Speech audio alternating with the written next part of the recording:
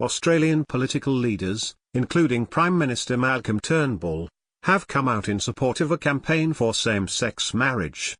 More than 20,000 people gathered in Sydney to campaign ahead of a non-binding postal vote on changing Australia's Marriage Act. Mr Turnbull made a surprise appearance and speech at the launch of the New South Wales Yes campaign.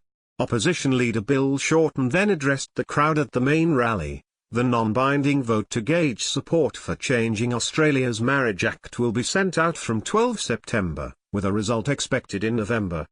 The survey will not have the power to legalise same-sex marriage, but it could lead to a vote in Parliament if the majority of Australians support the change. The postal plebiscite has been criticised by opponents as an unnecessary delay in resolving the debate, which they say could be settled immediately in Parliament. The Prime Minister previously said he would personally be voting in favour of same-sex marriage, but has not publicly campaigned prior to the surprise speech on Sunday.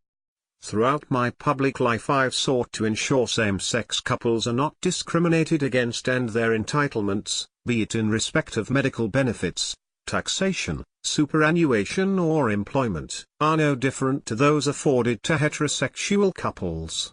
Why then shouldn't those same rights now be extended to marriage? Mr Turnbull pointed out that 23 other countries had already legalized same-sex marriage. In any one of those nations, has the sky fallen in? Has life as we know it come to a halt?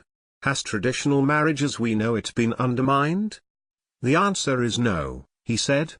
Meanwhile, Mr Shorten, who is the leader of the Australian Labor Party, told campaigners he anticipated the yes vote to win in the postal survey. "We've got one last mountain to climb before we make marriage equality a reality. Let's climb it together, today," he said. His party have been opposed to the plebiscite vote launched by Mr Turnbull's government, criticising its $122 million Australian dollars, £75 million, $97 million cost, its non-binding nature, and arguing it could prompt hate-filled campaigns. The High Court of Australia last week dismissed two separate objections to the poll by same-sex marriage advocates.